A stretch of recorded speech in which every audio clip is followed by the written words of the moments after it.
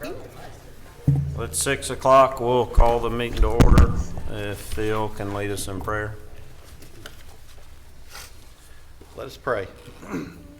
Our most kind and gracious Heavenly Father, God, thank you, Lord, for this day. Thank you, God, for all the blessings of life that you've bestowed upon us. Now, God, I ask you, Lord, to go with us tonight in this meeting, that we may all gather together and make the best decisions we can on behalf of our city that we love so much. God, just give us the knowledge and wisdom we need to do that. And please, Lord, grant us your grace and mercy to get through. Now go with us, lead, guide, and direct us. I pray, Lord, that you give us all traveling graces back to our homes safely tonight. These many favors and blessings I ask in the name of Jesus Christ. Amen. Amen. If everyone will join us with a pledge to the flag. I pledge allegiance to the flag of the United States of America and to the republic for which it stands, one nation, under God, indivisible, with liberty and justice for all.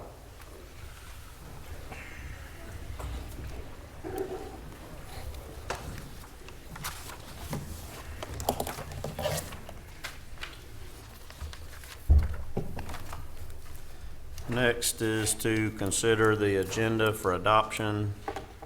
We do need to remove under new business item E, number 2. There are no other changes. Do I have a motion to adopt? So moved. Second. Please vote. Carries 5-0. Next is to consider adoption the meeting minutes. Item A, the work session meeting of March 1st, 2022. Motion to adopt. Second. Please vote. Carries 5-0. Item B, the executive session meeting of March 1st, 2022. Motion to adopt. Please vote. Carries 5-0. Next, we have a proclamation. I think Susan Talent wanted to say a few words. If you wanted to come up.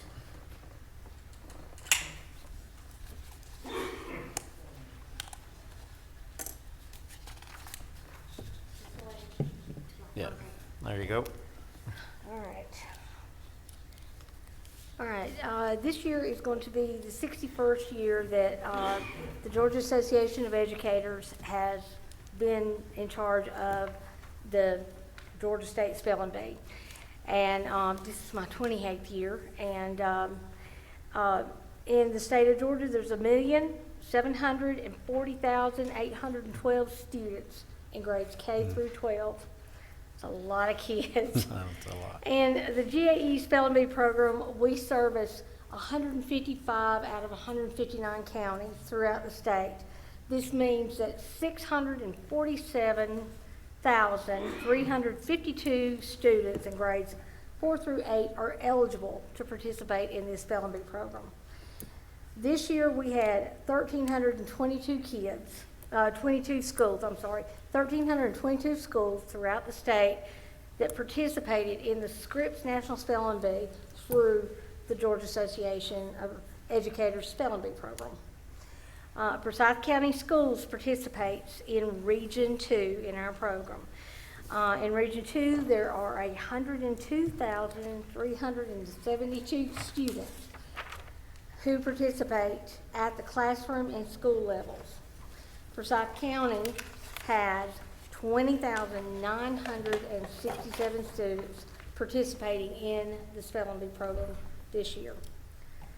Ms. Hannah Samples is in charge of the Forsyth County Bee. 4 students are eligible to advance from the County Bee to the Region Bee from Forsyth County. And this year in Region B, we had 34 students participating in the spelling bee. On February 26th, 2 of those students from Forsyth County took places 1st and 2nd. That's never happened before, ever. 1 student was from North Forsyth Middle School and 1 was from South Forsyth Middle School. And both students will now advance to the state level of the bee, which is this Friday, March the 18th, against 18 other students. Forsyth County has a total of 10% of the total number of students in the spelling bee program with GAE this year. Now that's never happened before, guys, and I tell you, I do the whole state now, and for numbers like this to come in, and you know, and I start getting paperwork, and I see, oh wow, there's a Forsyth County kid. Oh, there's another one. You know, it's really a real big deal, and I mean, I know it doesn't sound like a big deal, but it is. When they get to the National Spelling Bee in Washington in the end of May, there are about 330 kids that participate in that program from all over the United States, plus some other countries. And it's 8 days of fun and a lot of kids. And in the Gaylord Hotel on National Harbor, but they put together such a good program, and they have things for the kids to do the entire time they're up there. And so, you know, it's just a really good outfit to be associated with. So I'm going to let Hannah go ahead and introduce our two kids for me. Okay, we have Namal Marugan from South Forsyth Middle School, and then we have Sharanya Vats from North Forsyth Middle School.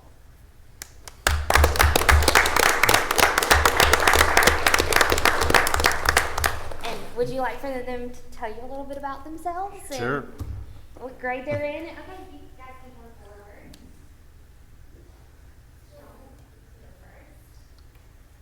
forward. Hi, my name's Shawnee Vats. I'm in 6th grade. I have been participating in the spelling bee since 4th grade, and I also do karate, and I participate in other extracurricular activities such as band, chorus, etc. And thank you. So what instrument do you play? The flute and the guitar. Well, we're proud of both of you. I know he's going to come up, but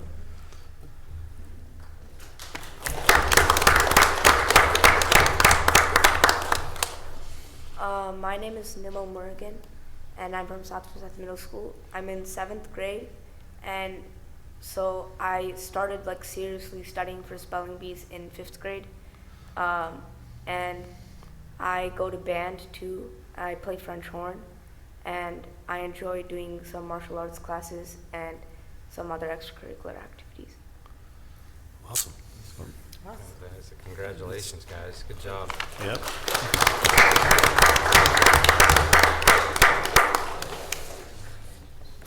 So we've got a proclamation to read, and then afterward, if y'all can come up, I'll give you a copy for each of you. Whereas hundreds of students throughout Forsyth County elementary and middle schools took part in this year's Georgia Association of Educators Spelling Bee, and whereas the top 33 spellers from the school level went on to compete at district level competition, and the best spellers in the district went on to compete at regional level competition, and whereas 2 students from Forsyth County schools won at the region level competition, and y'all, please forgive me because I'll probably not get your names pronounced correctly. Namal Mirigan. Yeah. People have a hard time with my last name too, so. Mergen. A 7th grader from South Forsyth Middle. And Sharanya Vats. Is that close? A 6th grader at North Middle. And whereas it's extremely unusual for 2 students from the same school district to win the regional level competition, and this achievement is a wonderful reflection on the quality of education that students receive in Forsyth County schools. And whereas both Nemo and Sharanya will compete at the Georgia State level spelling bee on Friday, March 18th, 2022 for a chance to move on to the Scripps National Spelling Bee in National Harbor, Maryland June 1st and 2nd.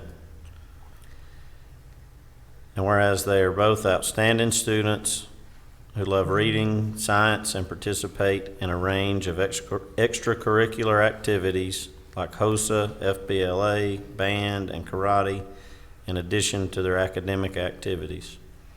Now therefore, I, Troy Brumbelow, Mayor of the City of Cumming, do hereby issue this proclamation in recognition of them both for the 2022 Georgia Association of Educators Regional Spelling Bee Champions, and wish them both the best of luck as they compete at the state level spelling bee on March 18th, 2022.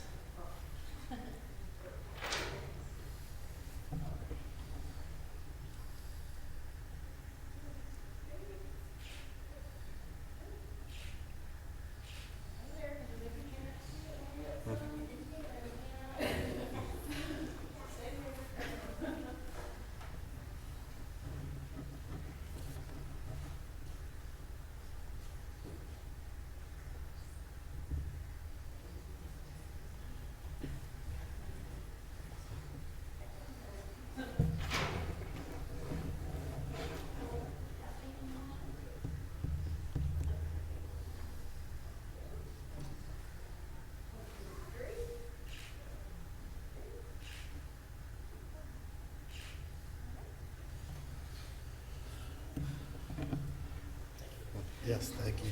Thank you. Good luck. Congratulations.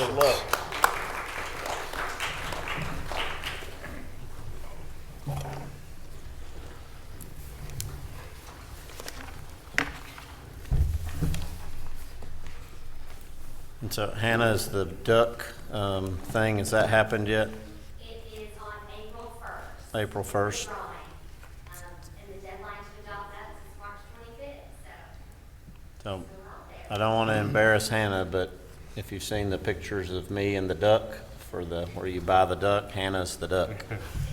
She's underneath the outfit.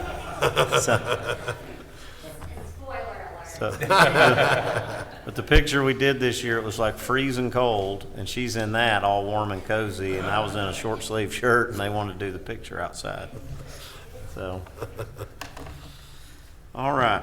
So moving on, old business, there is none. New business, administration, item 1, general liability, property and casualty insurance renewals. Ms. Gail Petrie. Good Hey. evening, Mayor and Council. How is everybody? Good.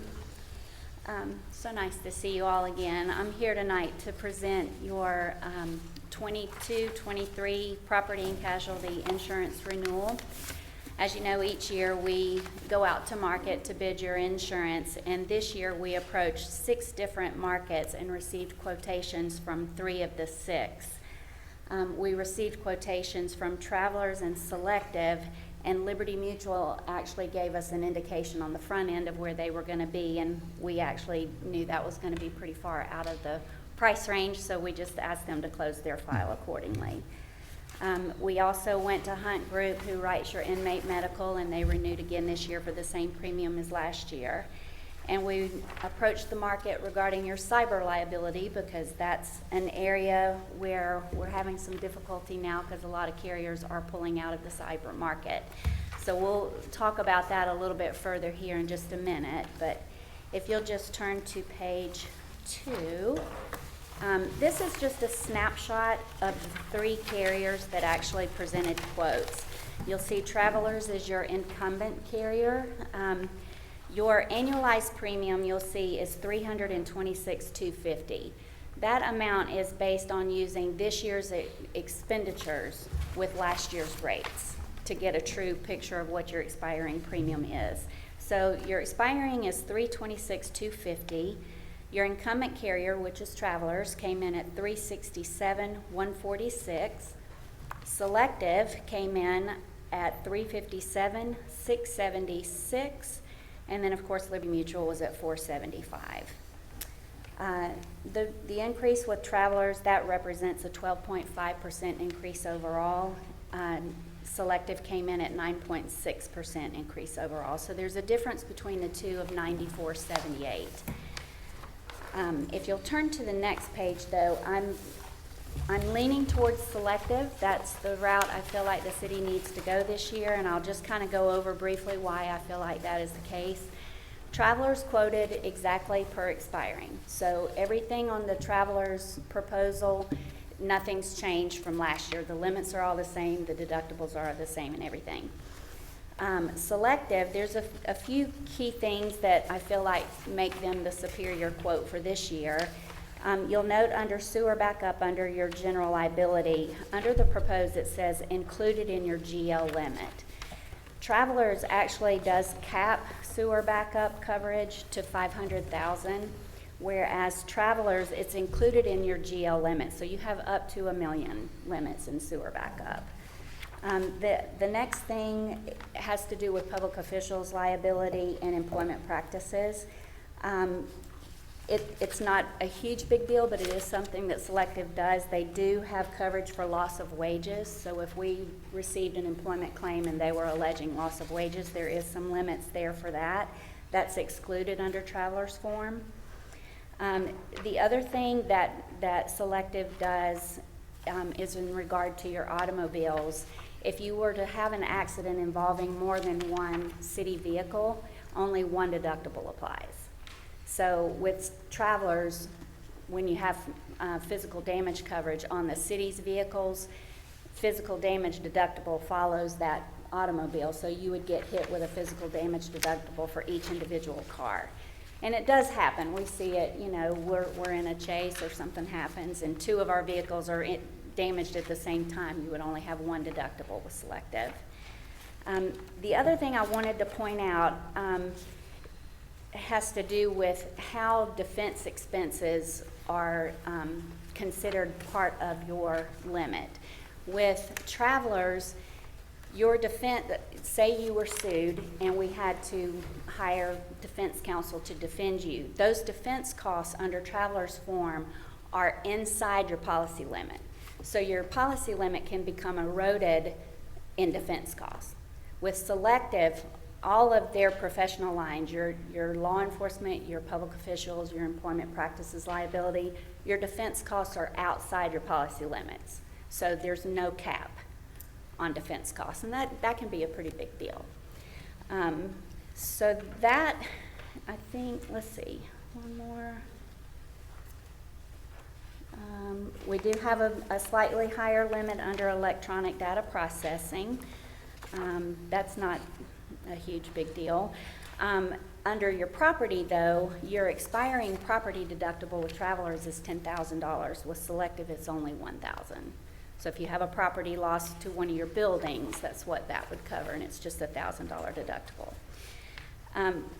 One thing I do have to say, and I do apologize because I sincerely don't know how this happened, but when you look down under cyber, and I did this somehow under Selective and Travelers, but these limits for your cyber are actually switched. I don't know how that happened, but your expiring cyber limits were $500,000. This year, we were able to get Cowbell to quote your cyber, which is the good thing, but the bad thing is the limits are slightly lower. So instead of having $500,000 across the board, you do have some smaller limits in different areas of the cyber. What exactly does that mean, please? Well, so like if you, and we've had a cyber claim actually happen where somebody got into our system and they basically take over your system and you can't get your operating system back until you're forced to pay a penalty or some kind of fee that the hackers are requiring. So we had, and cyber, there's different levels of cyber depending on what the loss is.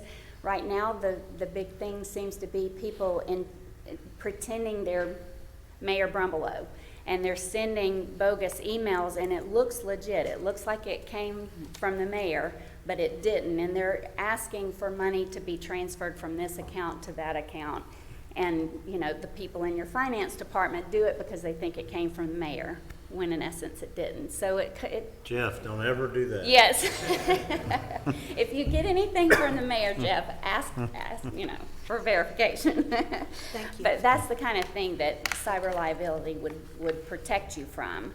But we are struggling, like I said, there's a lot of carriers that are pulling out of the cyber market because it's just such a hard thing to underwrite. You know, it's not like your automobiles where you have, you know, 50 automobiles and they're valued at X amount of dollars. You know, with cyber, there's no way to determine if or when you're going to have a loss, or what kind of cyber loss you're going to have, or how much it's going to be. So these underwriters, these carriers are actually getting hard hit by these cyber claims, and now they're thinking twice about writing it. So Travelers, you did send out a notice of non-renewal to y'all a couple months ago on the cyber, just letting you know they're not going to be renewing your cyber this year. And Selective is not quoting the cyber either. So that required us to go outside of those two carriers to try to get you a cyber quote. And Cowbell did quote it, and it is less money, that's the good thing, but the limits are lower. So what I'm hoping maybe we can do, because I know Shad Faulkner, thank you Shad, we reached out to him, because one of the major things that we're seeing is our cyber markets are requiring all of our insureds to have multi-factor identification. And I know the city is working on implementing that now, and that's great. So my hope is that by the time April 1st or shortly thereafter rolls around, that multi-factor identification will become implemented and up and running.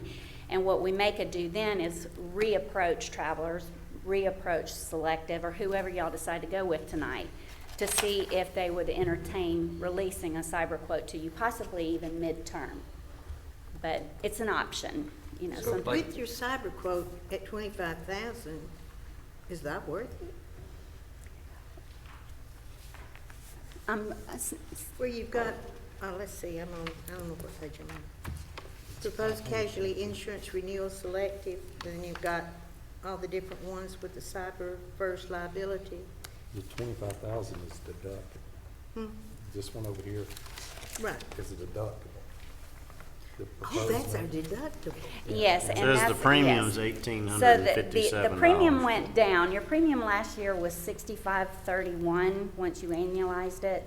It went down to $18.57, so it's a very cheap coverage, but the limits went down and the deductibles went up. So that's why I'm hoping that maybe once we get this implemented in the county, we may could even find The other. deductible's 25, what's the limit?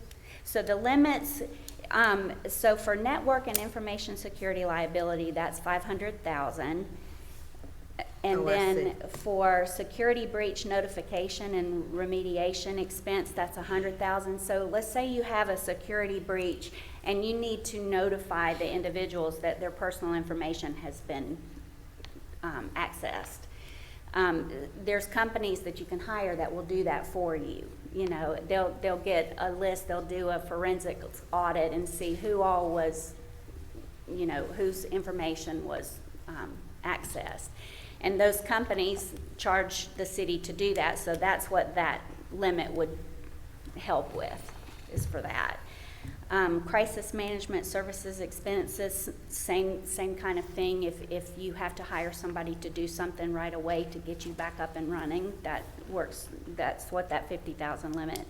And then extortion expenses, that's the area we've got to work on. Because right now, we can only get you 10,000 limits, and extortion is what we're seeing more than anything. They hack into your system. They say you're not going to get your system back until you pay us so many Bitcoins or, you know, whatever. So that's what I'm hoping. Once we do the multi-factor identification, that we can re-bid, go out to market and see if there's some other cyber markets. There's new ones coming in. And hopefully in the next few months, when you guys have implemented everything, we can find you a much better cyber quote. on that multi-factor authentication you're talking about, would that be to down or open any attachment? Well, Is what that it how that does is would like work? if you were to log into your work computer, Mm-hmm. instead of just being able to go in and put your username and password, now it's gonna send you a code Oh, probably but to like, your I know how it works. I Oh, was I'm just sorry. wondering in terms of, like, say for city emails, right? And you Right. get a bogus email from the mayor, and those happen a lot, those phishing or whatever you want to Yes, call them. yes. Which I've seen a bunch of them. Yeah. So to click on that, would you have to then have a level of authentication No, for that? no. So then you're already logged in. I'm just trying to understand how Yes, that would you're work because you're already logged in. And but you Shad actually still- could probably explain this a Yeah, we little can bit talk about better that than another I time. could, That's to be fine. honest with you, because I know there's different levels, as far as the city's operating system, and I need to speak with Shad and get a copy of the actual contract with the company that y'all contracted with to do your multi-factor identification, because I haven't seen the contract just yet, so I'm not sure exactly where all that's going to affect you, Yeah. and what all you'll have to do. That's fair. I know it's easy for it to happen though. It is. And even our carriers are making us do that now. If I want to log into Selective's website,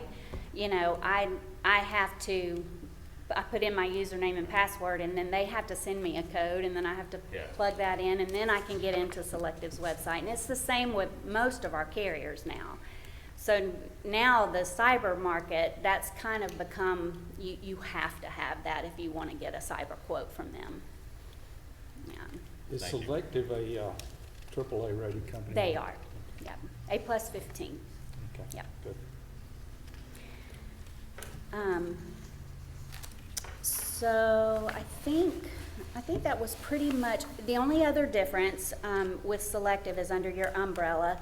Last year you had a $10,000 deductible under your umbrella, and this year Selective, they don't have a deductible under their umbrella.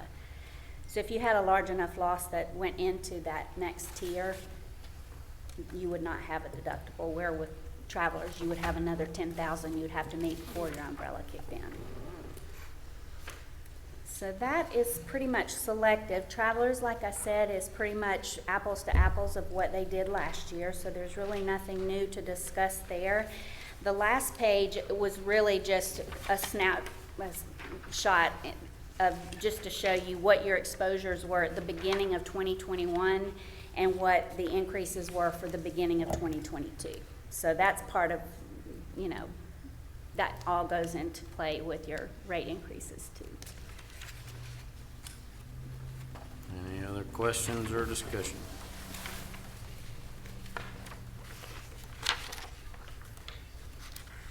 I have a motion.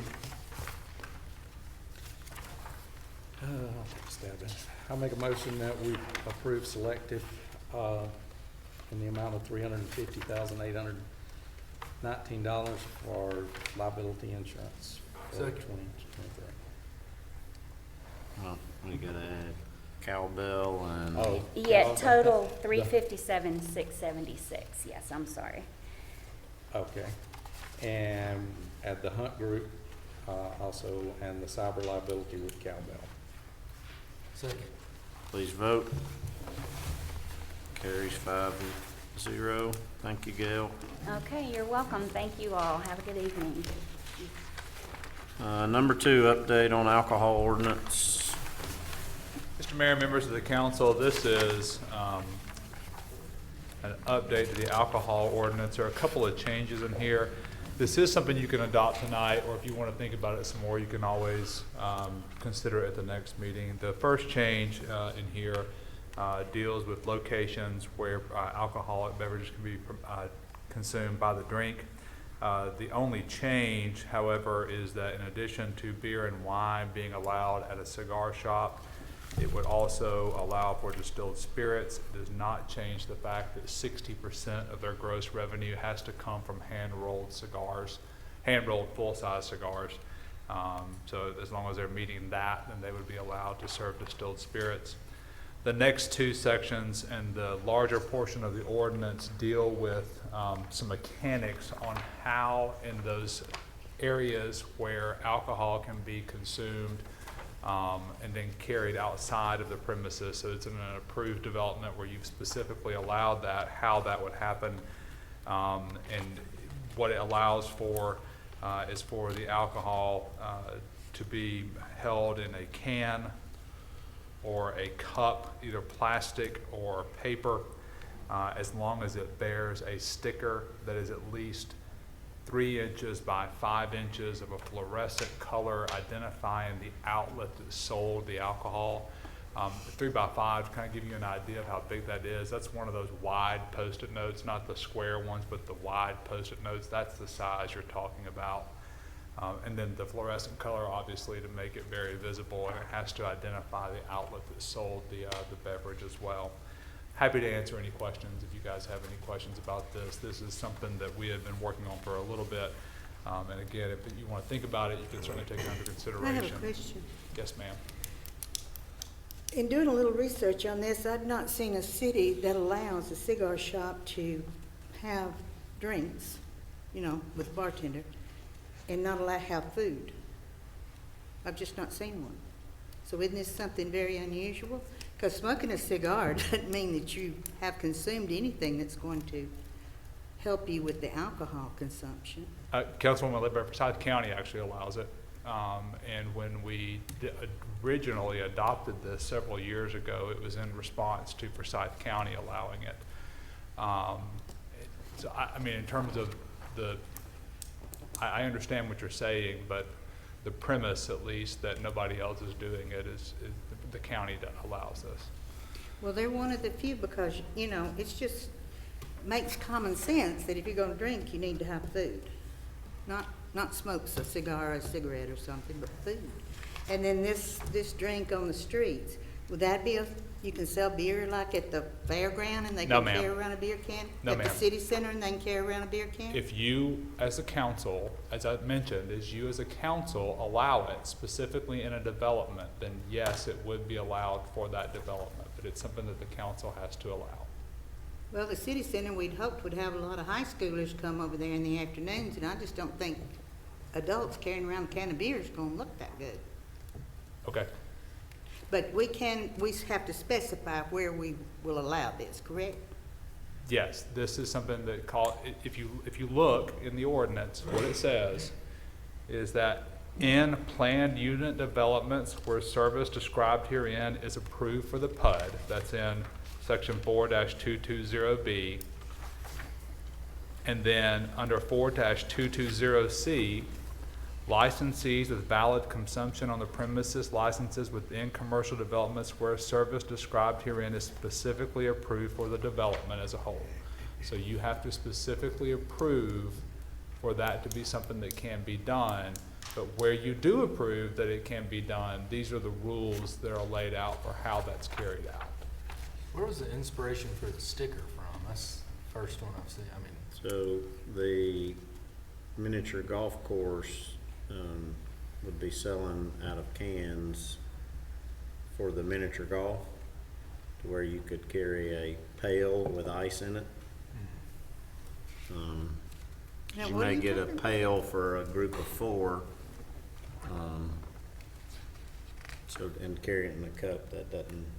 so the ordinance contemplates you can't just bring a case of beer onto a property that allows. So you have to buy it You have from the to buy miniature it golf from a- course if you want to carry it around the miniature Right, golf and course. they have to identify, the sticker would have to identify who sold it. Correct. Who the carrier was. Let me get this straight. You're going to have golf on the miniature golf course. I mean, you're going to have beer on the miniature golf course. We're proposing, if we accept that. If the council approves for the sale of alcohol to take place in that development, then yes. It's the same with any, Unbelievable. if you're having a concert at the amphitheater. I'm not Yeah. worried about a concert. I'm worried about carrying beer around on a miniature golf course. But it's the same. If they wanted to sell the beer in a can with a fluorescent sticker, you could carry that to a concert at the amphitheater as well. It's covering the entire development. but you can't. The fluorescent sticker is so that it's obvious that that came from the property. So I don't care where it came from. It's You're not carrying a- it around on a miniature golf course. It's not unusual to have carry. What's the permits. concern Deer though? on a miniature golf course, I've never. Councilwoman Ledbetter, what's your concern about that? What's my concern about it? Mhm. Usually children play a miniature golf course, Well, it's- usually. So you're gonna It's be an, out it's there. a, it's a everybody-friendly golf course, but, Right, but I'm saying usually children and their parents or whoever. mhm. I just don't see a lot. If y'all want it, this No, might be the strangest thing you've ever done. I'm just so whatever. asking so I understand your position. I just don't understand why you would want children and their parents involved with beer on a miniature golf course. Can I Now, there's a ask- can I- place to drink what's beer the and there's a place difference- not to. What's the difference between, say, inside of a restaurant or outside on a miniature golf course? Big difference. What's that? Inside a restaurant, you're eating and it's a, you're sitting at a table, it's a gathering. With children But on a golf, present? with children too, but on a Okay. golf course, that's quite different. Okay. But I mean, if you That's don't see it fair. as a That's problem, fair. I'm just asking. I I just think wanna it's understand. totally different. Okay. I think it's just unbelievable that you would want a miniature golf course to have beer in Cumming, Georgia. We approved, But y'all vote we for what you want approved, the council approved selling beer at the movies. Correct. The same thing would apply when we have movie nights on the green, that you're gonna have kids there, but you could do the same thing then. It's up to somebody drinking responsibly. I would like to at least have a chance to look through this until the next meeting, personally. I just haven't had a chance to look at it. Everybody fine putting it off till the next meeting? Sounds good. Yep, all right, Thank moving you. on. Number 3, the PTV ordinance, information only. This one is to allow golf carts to be used on certain streets in the city. This is something that we have been working on literally for years. It's a very detailed ordinance. That's why I wouldn't even think about asking you to approve this tonight. It just specifically defines what is a golf cart. Actually, it's not a golf cart, it's a personal transportation vehicle. Excuse me, I'm shorthanding it by saying golf cart. Not all streets would this be permissible on. If you look at the very back, there is a listing of the streets. They have to be 25-mile-per-hour streets. It can't be anything with the speed limit above that. Most of these streets are in residential neighborhoods already. A few of them are not. Typically the ones where it's not are the ones where we have specific limitations on where the golf cart, personal transportation vehicle can be driven. Again, if you have any questions about this, I'll be more than happy to answer them. Otherwise, it's a fairly detailed ordinance that you can adopt at a future point in time. I have a question. Yes. You don't drive it on the sidewalk, you're gonna drive it in the road. You're not allowed to drive on the sidewalk. It's actually specifically illegal in the state to road. drive on the sidewalk. It has to be driven on the road. Okay, suppose you want to drive your golf cart from your house to somewhere else, and you have to cross a street, a regular thoroughfare. Is that acceptable? Is it a state route? State route, yeah. No, you cannot do that unless the DOT has created what's called a graded crossing at that intersection, which requires certain notification, warning signs. There's a whole list of things that are required for that, and we don't have any graded crossings right now in the city of Cumming. If it is a street that is also permissible under the, where you can have a 25-mile-an-hour or less, if it's 2 streets where you can drive golf carts, then you can cross without any special requirements. If one of them is a street where you can drive a golf cart and the other one is not, so for example, Almond Hill Drive and Elm Street, okay? Both of those have 25-mile-per-hour limits. If you were on Almond Hill and you wanted to cross over Tribble Gap to get to Elm, you could do that, but it requires additional signage and warnings be put up before you can cross that, because at that point at Central, it's a 35-mile-per-hour zone, not a 25-mile-per-hour zone. Do many cities that aren't like the villages in Florida or stuff like that, do they do this? Name me a city or two. I'm not I can't list for you the number of cities that. No, just that- name me one. Peachtree City. Peachtree City. They have an extensive golf cart. We have thousands and thousands of. I was disappointed to see Triple Gap was 30. I didn't realize it was 35. We had a speed study done, and Triple Gap would require a lot of work to make it something that the engineer would approve for a 25-mile-an-hour zone. Even though the schools are there and the I was post office thinking that, the is there. schools and everything else. Doesn't matter. It's about the width of the lanes and sight distances. Boxes me in pretty good. Thank you. Any other questions about this? Yep.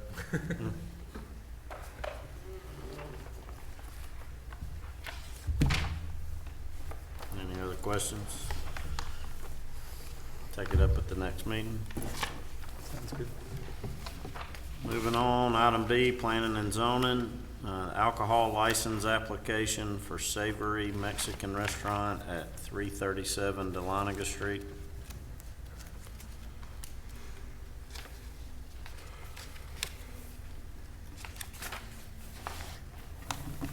Good evening. Actually, you should have two before you, alcohol license applications, one for Savory, like the mayor just said, and the other one is for Carniceria Hernandez at 310 Veterans Memorial Boulevard. Savory has applied for a license to sell malt beverage and wine for consumption on the premises at the business located at 337 Dahlonega Street.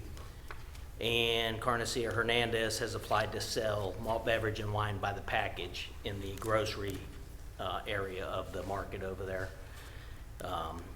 Both applicants have complied with all of our requirements, paid all the fees, had their background checks done, and all the proper posted noticing and public notices and such. So there's nothing that would nothing against them that would deny their application, so my recommendation would be for consideration for approval. Any questions or discussion?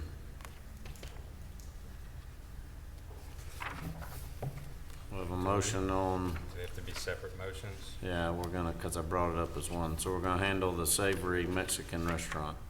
Make a motion to approve the alcohol license application for Savory Mexican Restaurant. Have a second? Second. Please vote. Carries 5-0. Next is item 2, the alcohol license application for 310 Veterans Memorial. Motion, Motion to approve. Second. please vote. Carries 5-0. Number 3, variance number 2021372 for NMC Estate Holdings LLC. Yes, sir, Mr. Mayor, members of council.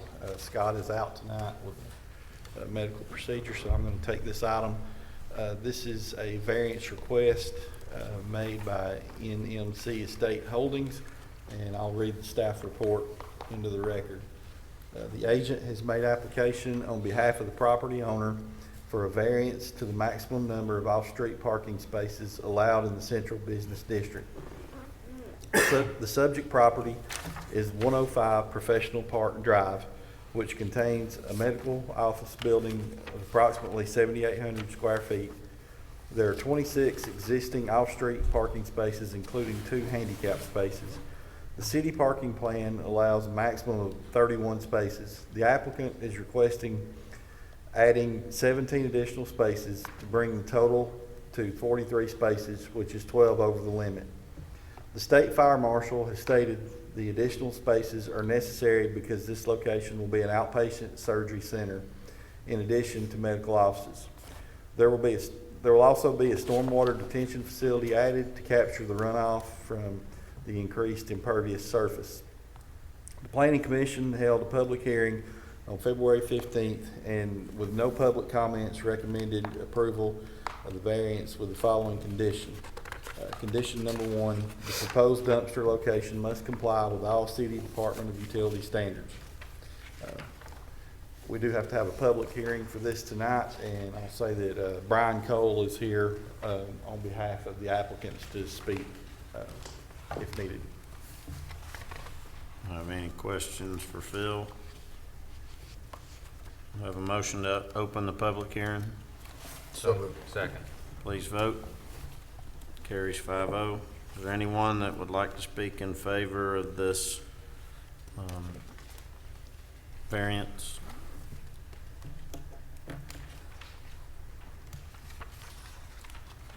Good evening. I'm Brian Cole, PC Engineering. We developed these plans for them and submitted them to the city to meet the state fire marshal's codes. When we found out the parking code was, we were over the parking code. So we have developed the entire plans. We put in stormwater management. We're going to restripe the parking lot, make sure the handicap in front meets ADA compliance now. There was one surgery pickup space down at the bottom of the hill there, and we're going to be modifying that slightly to make sure that there's no handicap stripe there, so there's no misconstrue between the handicap and the surgery pickoff space down there.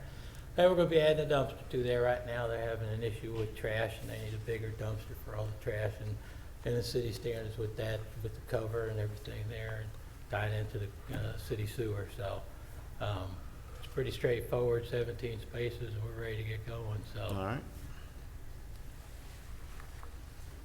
Any questions for Mr. Cole? All right, thanks. Anyone else that would like to speak in favor of this variance? Anyone that'd like to speak in opposition? I have a motion to close the public hearing. So moved. Second. Please vote. Carries 5-0. What's the pleasure of the council?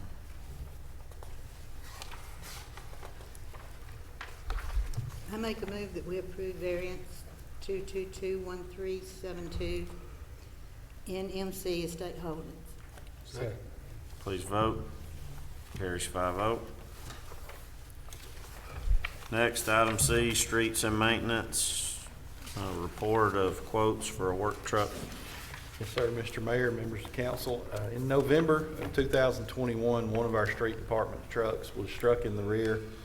It was rear-ended on Marketplace Boulevard while the men were out working, resulting in the truck being totaled. This was a 2014 regular cab Chevrolet Silverado with 110,000 miles on it. The at-fault driver's insurance settled the claim for $20,800. Tonight, we would like you to consider replacing this truck. We did budget for this to replace the truck this year.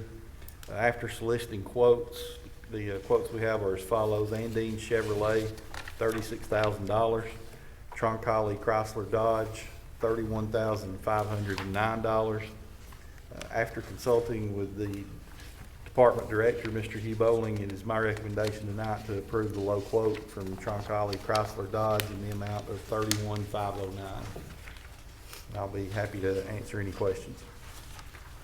Phil, I don't see any Ford vehicle quotes on here. Ford chose not to quote. Is this one truck that's in stock and we can take possession of it, or is this gotta be ordered? It'll have to be ordered. We were told that we should get it within 3 months. We have replacement, or? We're using a truck right now it's highly used. But we're getting by. But grass cutting is about to start, and this is one of the trucks that you'll see. One of the things we had to have was the towing capacity on it, and that is to haul the trailers with the Skag mowers around. That's why the Ford wasn't on there. Couldn't. Ford actually, just for your Hemi. information, Ford actually told us that they won't be quoting any work trucks to anyone until at least August, and then they'll be 2023. They're not doing any this year. Can't get it. Because they're so popular. Crazy times.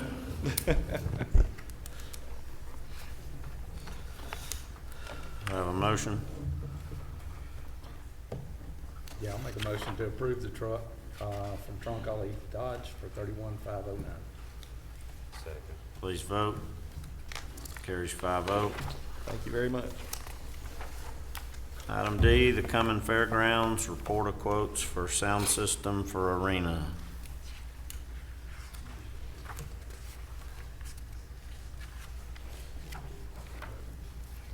Good morning, or good afternoon, good evening, whichever it may be to everyone. The reason I'm before you is the sound system at the covered arena is done. It was installed in 2001. It desperately needs to be replaced and upgraded. This was approved in the '22 budget. I got 3 quotes, one from Concerts and Productions and Concerts for $96,869.91. Jeff Miller Productions quoted it at $110,100, and Sound Principles quoted it at $136,527. With that being said, if you've ever been in the arena, you will see there's speakers hanging from the rafters. Those speakers angle towards the bleachers.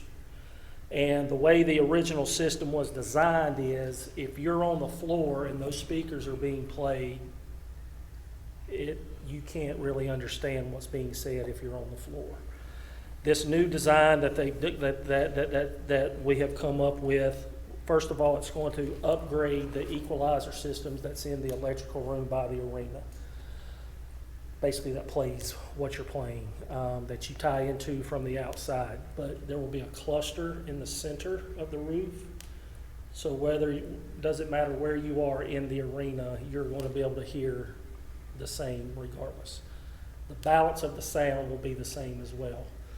It will help with production cost for some of our concerts. It will not eliminate it just because you still have to have speakers and everything sitting up on the stage going down.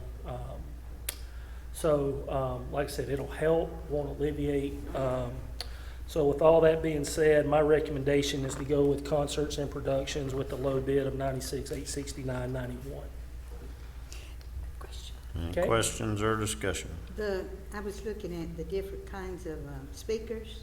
Are you pleased with the Yes, ones you're ma'am. getting? Yes, ma'am. The guy that actually, if you look at Concerts and Productions, he actually did a sound test throughout the whole arena, and that's what we based everything off of for the other 2 quotes as well. He allowed us to use his to do that, and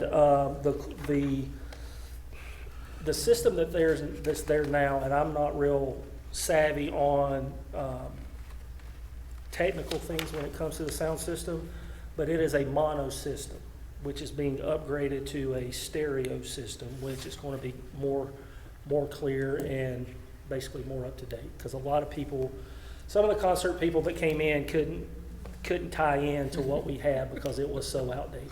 Really? Yes. That's pretty good. It lasted 21 years. That's the original install. It really is. So it's done good. So Yeah, pretty good. It Yeah. lasted that long. But So- you're pleased with this production in concert? yes, ma'am, 100%. Any other questions? Tracy, what do we do with the old system? I don't. Gov deals. Yeah, I don't know if it's worth anything. If you want to know, a couple of the speakers are shot. 2 of the 8 equalizers that are in the sound room don't even work. But one good thing about it is the wiring that's there now can be reused, so they don't have to. So that the install will go a lot quicker. So that's my recommendation. Motion? I'll make a motion to approve productions and concerts in the amount of $96,869.91. Second. Please vote. Carries 5-0. Thank y'all. Thank you, Tracy. Next is utilities. Item 1, water distribution and shop collection sign. Yes, Mayor and collection shop sign. Collection shop sign. Yes, Mayor and Council, we budgeted for this year, and we advertised for bids, and we received 8 bids. The low bid was from Edge Roofing in the amount of $18,300, and it ranged all the way up to $47,164.74. We've looked at all these companies. We believe going with a low bid from Edge Roofing is what we'd like to recommend doing. $18,300 from Edge Roofing, Edge Contractors. There's a picture of the sign in there. Proposed sign. Is that what you wanted, John? Yes, ma'am, that's what we wanted. So, Try to replicate some of the yeah, ones so that, 2 questions, are the post and the beam, are those cedar? 'Cause it doesn't they are say. cedar. And then the other questions on the stone, is that what's on the other It is. city signs from? Well, it may not be on the city signs, the other ones, but it's on the building that. So it's the skirt same as what's that we on the have. building? It Okay. is. Any other questions? I have a motion. Speaking of, I've gotten some good compliments on the building, so it's coming, looking good. Yeah, looks great. This'll Thank you. help Appreciate that. too. We're really thankful for it. I'll make a motion to approve, as recommended by John. A second. Please vote. Carries 5-0. Thank you, Mayor and Council. Report of quotes for Department of Utilities pickup trucks. Yes, Mayor and Council, we budgeted for 2 pickups, one for the meter reader crews and the other one for wastewater. And we kindly pooled our efforts together because it's hard to find these vehicles now. We did find 2 Chevrolet trucks, both from Hardy, and they actually have them in stock.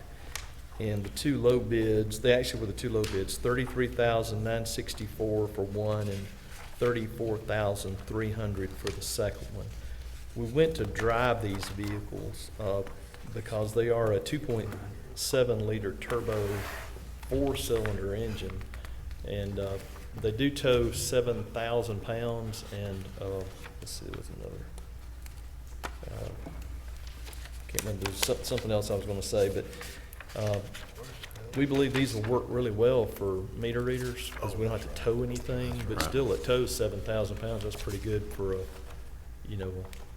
4-cylinder vehicle. But it is a full-size truck, 4-cylinder, 2.7 liter turbo engine, and they drove them. They said they had a lot of pickup, and so staff says they'd like for us to use these. No Fords? No, we couldn't get No. Ford to Okay. bid either, and we went to Nice day. Troncalli also, and I was just messing with Chad. we like Fords too. So. Any questions or discussion? Have a motion? Yeah, I'll make a motion to approve. Do we need to do them separate or both together? You could say both together, Yeah. 2 low bids. The 2 low bids from Hardy Fleet Group. Second. Please vote. Carries 5-0. Thank you, you, Mayor John. Council and Chad. Thank you. No, we took it off. Announcements, there are none. Executive session.